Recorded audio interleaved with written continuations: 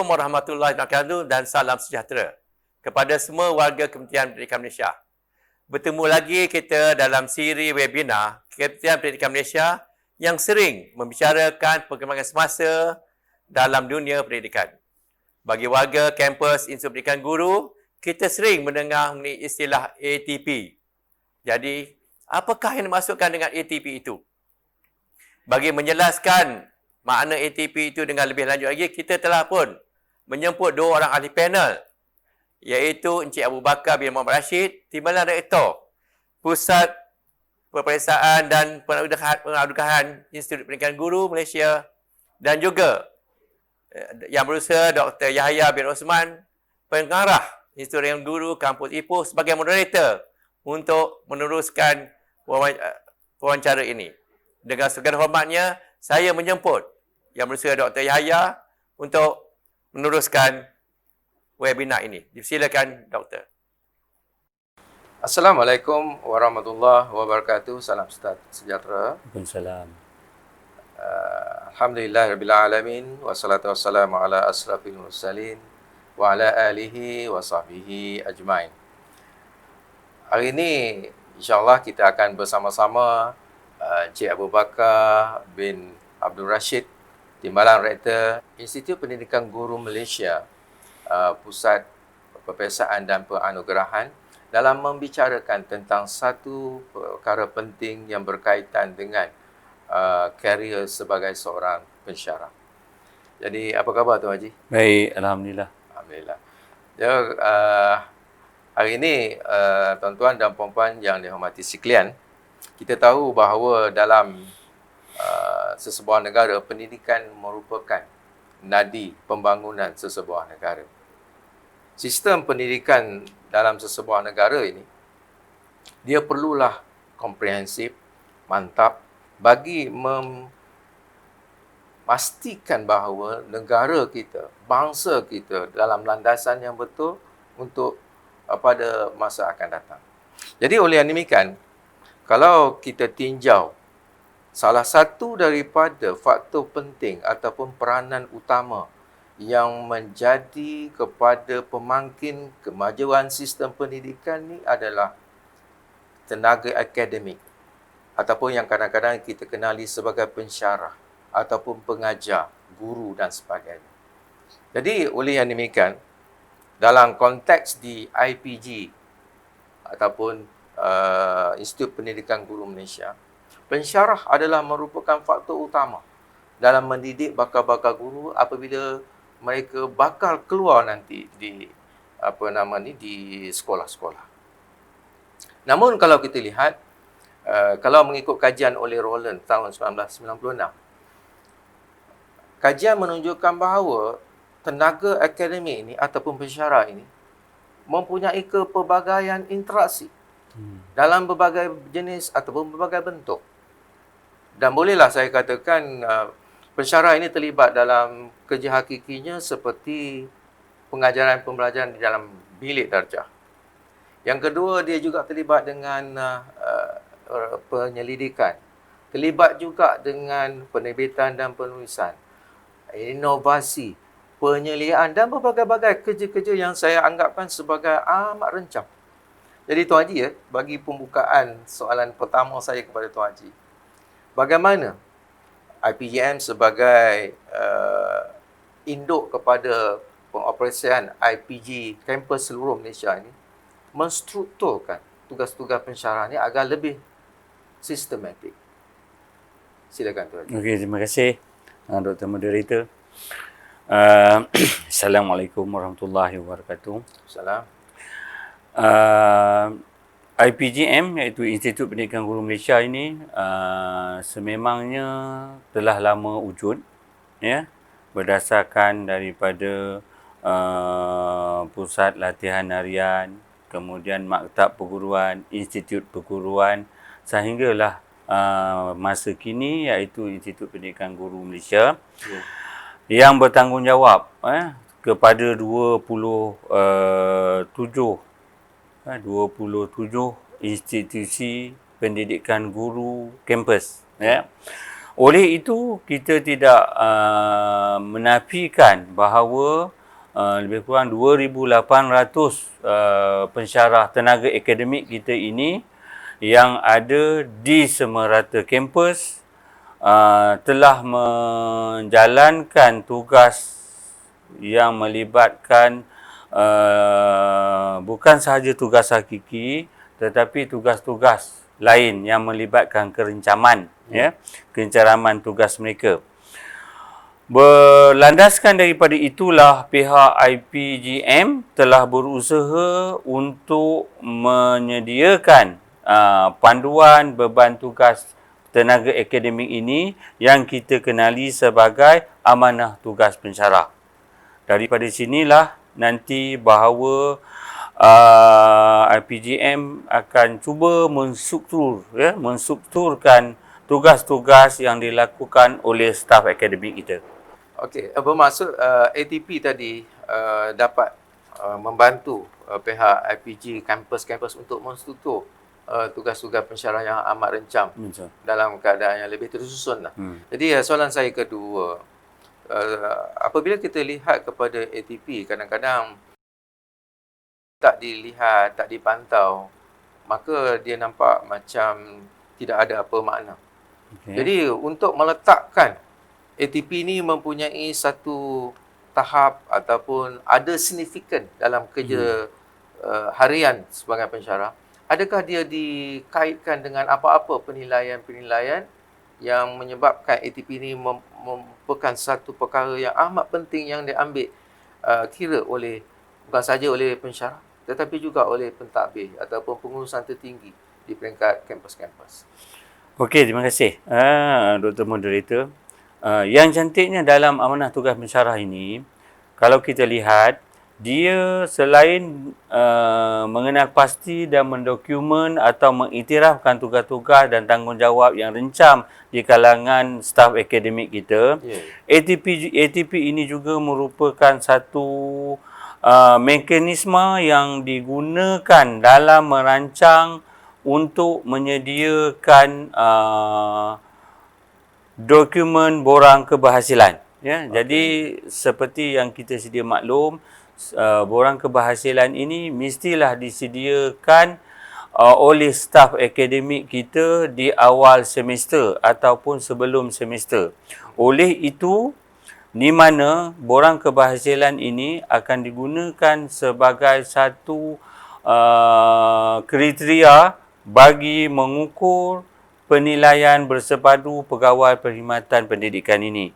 Oleh itu, ada rantaian perkaitan di antara amanah tugas pensyarah dengan penghasilan borang keberhasilan serta akan digunakan dalam mengukur prestasi penilaian bersepadu pegawai-pegawai perkhidmatan untuk prestasi tahunan dan kenaikan pangkat pegawai-pegawai kita.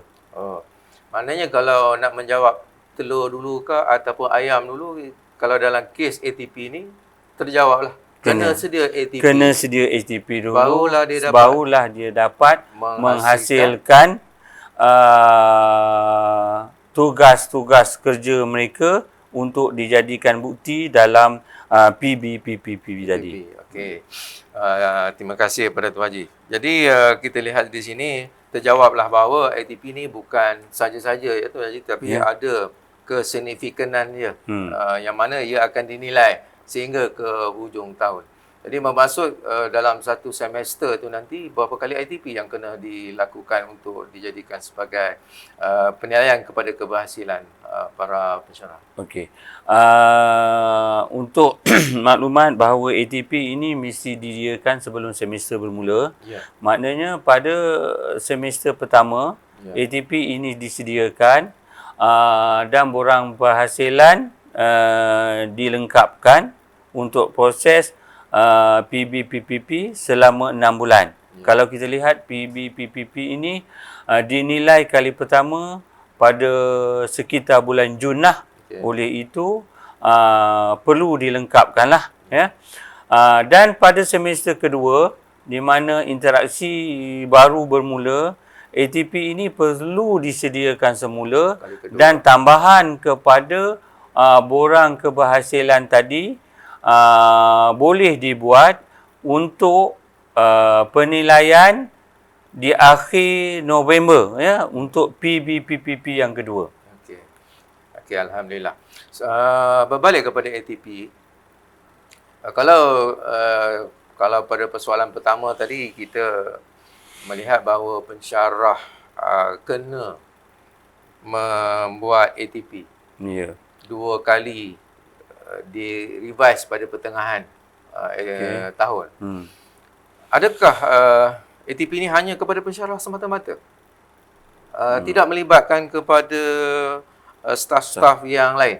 Okey. Terima kasih. Silakan Taji. Saya terangkan bahawa sebenarnya ATP ini melibatkan dua track lah, dua track termasuk pengajaran dan pembelajaran serta kepimpinan institusi. Dalam kepimpinan institusi ini termasuklah pengarah, timbalan pengarah, semua ketua jabatan akademik serta staf pengurusan, ya, kaki tangan pengurusan sepenuh masa ini juga terlibat dalam amanah tugas inilah. Pokoknya DG lah. Rupanya semua DG akan terlibatlah walaupun dia dinamakan amanah tugas pensyarah, ya. Okey.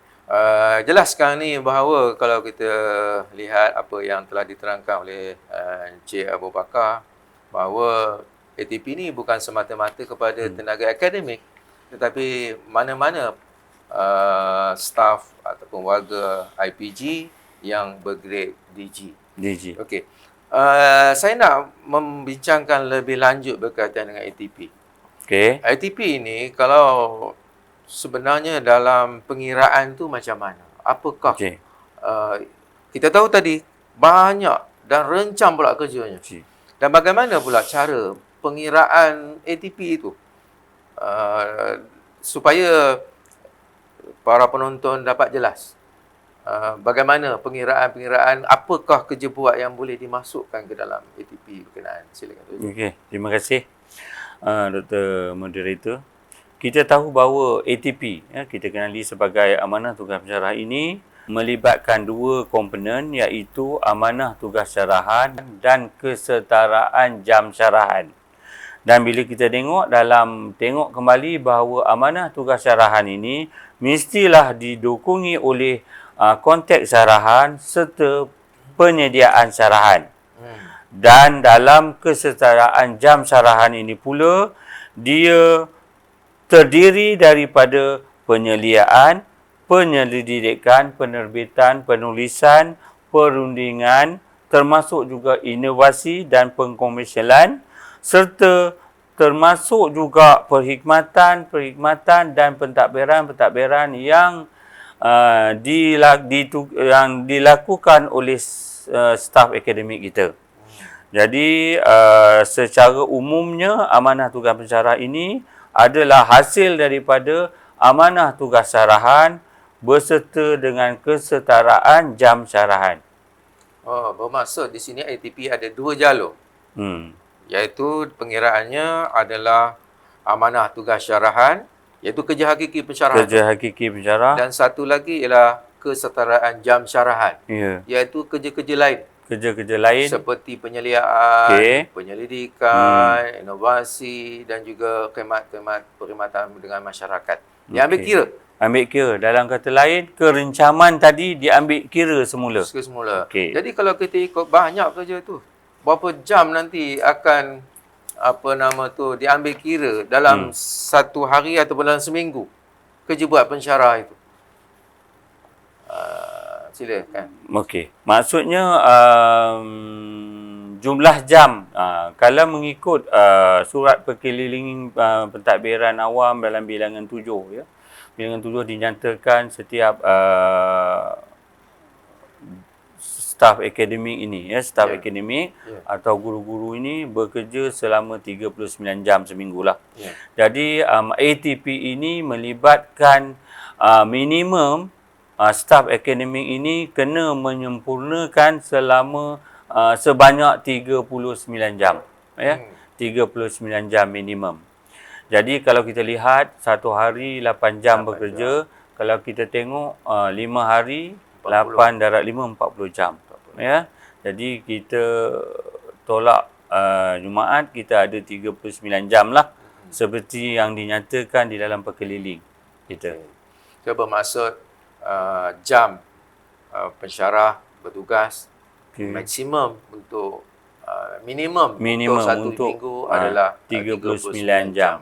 Okay. Ada kadang-kadang mungkin mereka ada kerja lebih lagi, ada maksimum ke? Kalau kita tengok dalam ATP ni ada maksimum. Maksimum yang diberi setiap staf akademik itu tidak bolehlah sebenarnya 50 jam.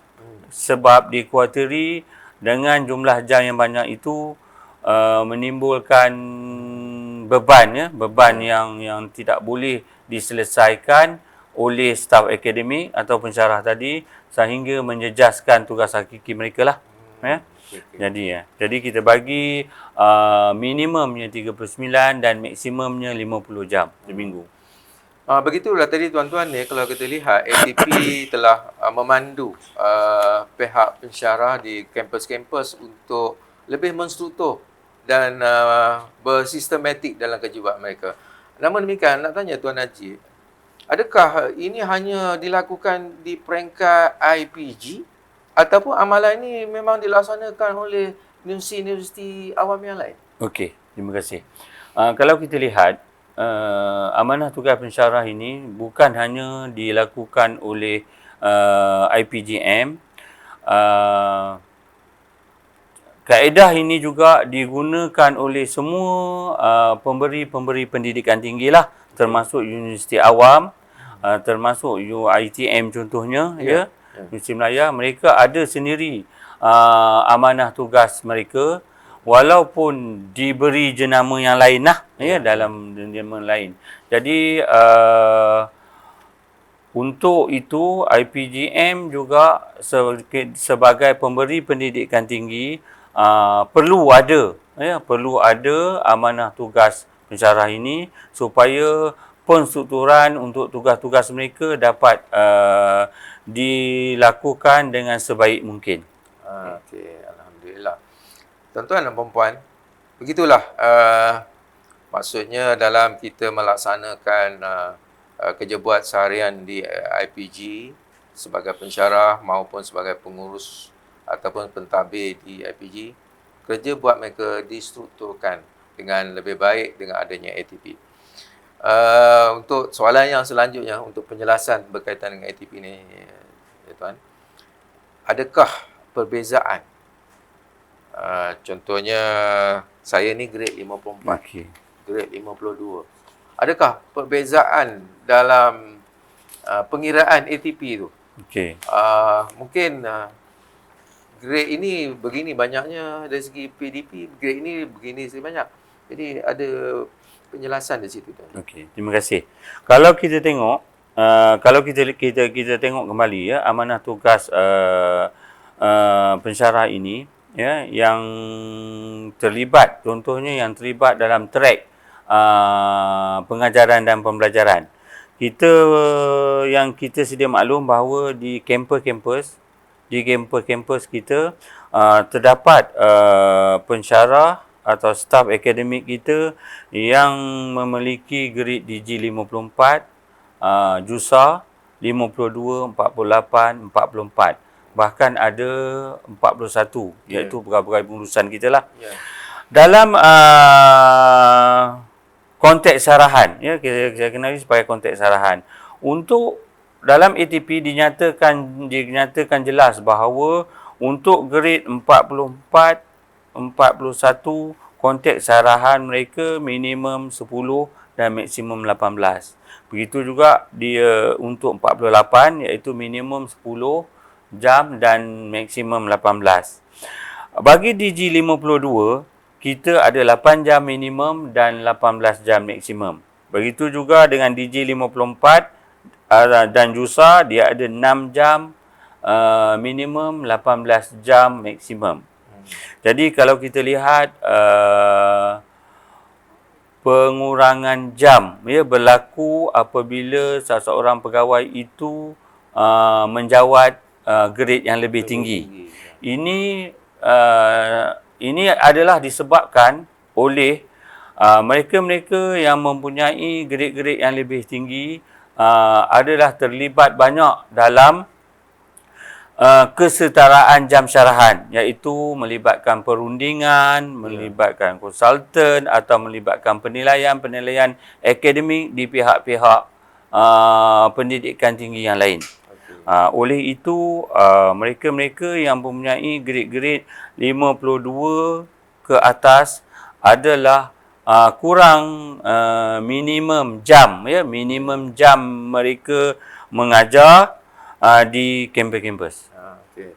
Memang ada perbezaan lah antara grade di sini, yang mana kita lihat bahawa grade 52, 54, grade kasih mempunyai tanggungjawab yang lebih besar di luar di bidang pengajaran dan pembelajaran seperti konsultasi, penyelidikan, penyelidikan dan sebagainya. Benar. Jadi itu adalah dalam bentuk perkongsian yang lebih bermakna lagi di peringkat yang lebih luas. Jadi dalam kita melihat ATP tu, kalau bolehlah Tuan memberikan sedikit contohlah. Dalam ATP tadi, apabila dikatakan bahawa ada dua jenis, iaitu ATS ataupun amanah tugas syarahan. Satu lagi ialah kesetaraan jam syarahan. Jadi kalau kita ambil amanah tugas syarahan. Kalaulah katakan saya mengajar dalam jadual waktu saya 3 jam. Adakah dalam ATP saya tulis 3 jam? Ataupun ada lagi pengiraan-pengiraan lain yang boleh dimasukkan dalam jumlah tersebut. Terima kasih Dr. Moderator. Amanah tugas pensyarah ini melibatkan jumlah jam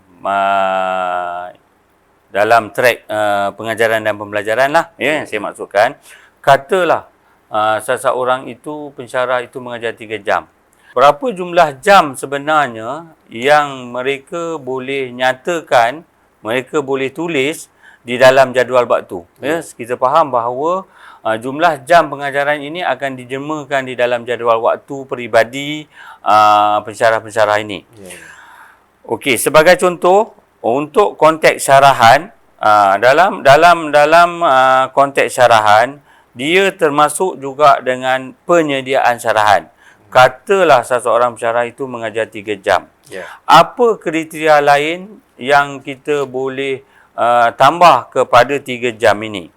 Perlu diingat bahawa secara amnya, asas pengiraan amanah tugas syarahan ini, dia merangkumi konteks syarahan dan persediaan syarahan. Jadi secara tetap, setiap jam syarahan itu dia akan dapat 0.5 jam tambahan kepada setiap jam syarahan. Okey, bermakna kalau 3 jam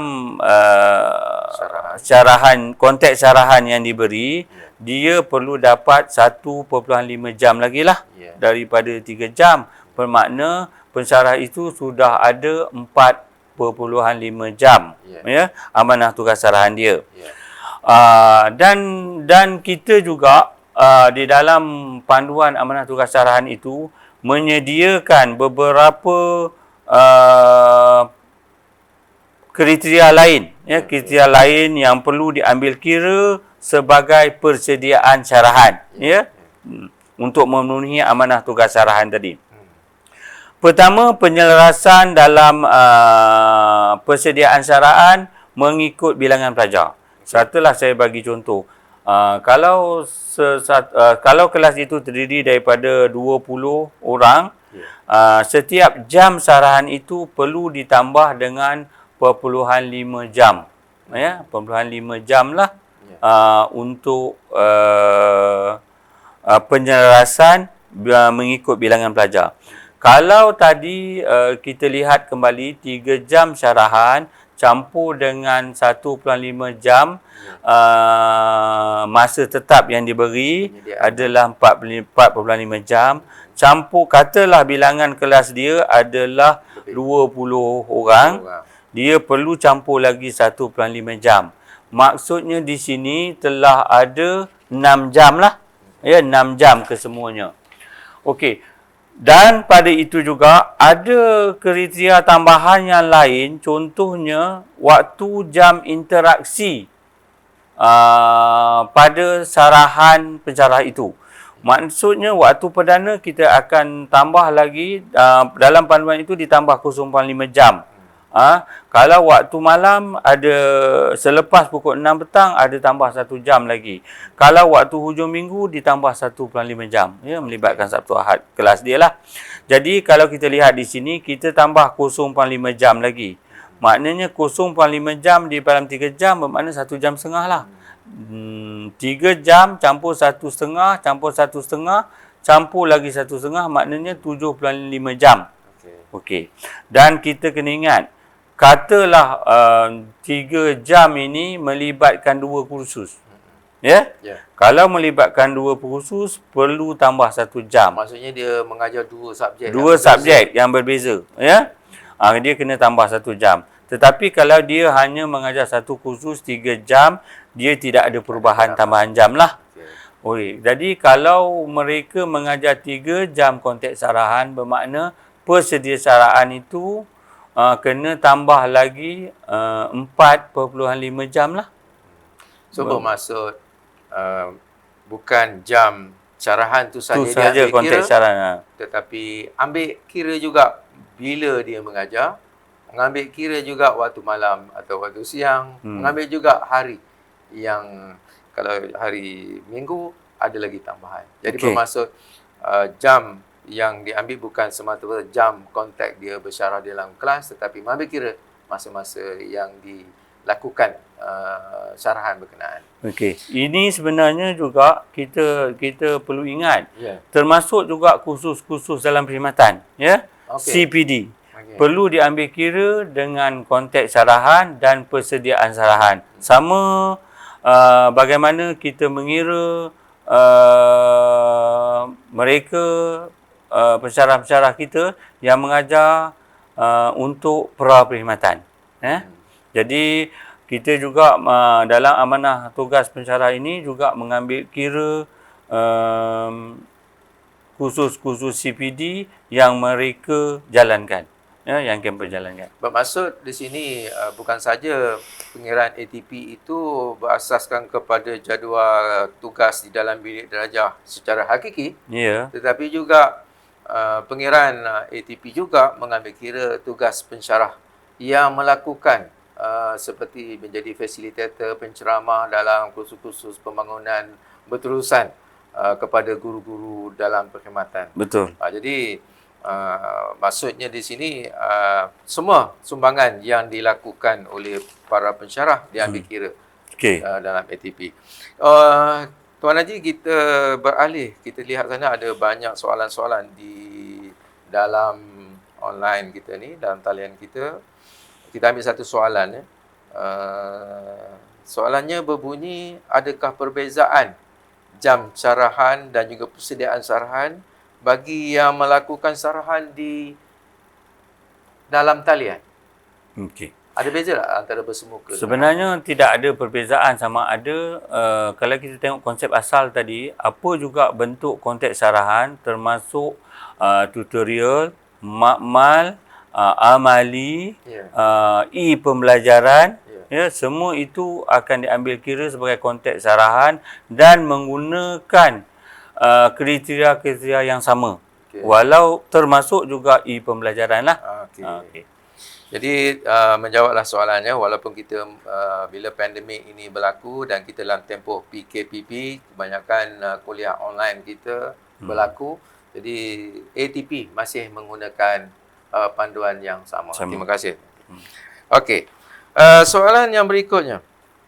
Kita tahu bahawa kerja pensyarah ini bukan saja bersyarah, bukan saja mengajar dalam bilik darjah, dan kita juga diberi maklum tadi, mereka melaksanakan tugas-tugas menyelidik mereka juga melaksanakan penyeliaan, mereka melaksanakan inovasi, penerbitan dan berbagai lagi. Okey. Dan satu soalan yang saya nak tuju kepada Tuan Haji ialah, apa pula kalau berlaku dalam kalangan pensyarah ini, mereka ini bukan saja dilantik sebagai jawatankuasa itu, jawatankuasa ini, banyak jawatankuasa yang mereka terlibat. Okey. Bahkan ada pula jawatankuasa yang secara ad hoc. Ad hoc.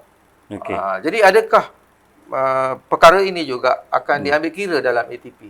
Terima kasih Dr. Moderator. Seperti yang kita dinyatakan di peringkat awal tadi bahawa apabila amanah tugas sarahan ini melibatkan konteks sarahan dan persediaan sarahan, juga melibatkan kesetaraan jam syarahan.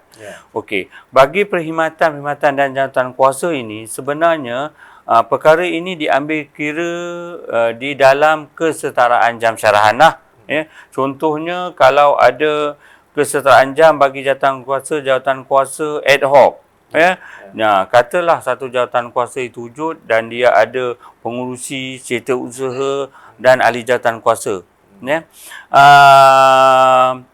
Aktiviti-aktiviti ini pun mendapat jumlah jam yang akan digunakan di dalam kesetaraan jam, ya, untuk mengira amanah tugas pensyarah ini. Ya. Begitu juga dengan tugas-tugas lain yang diambil kira, termasuk tugas-tugas dalam membantu pentadbiran akademik dan pembangunan pelajar.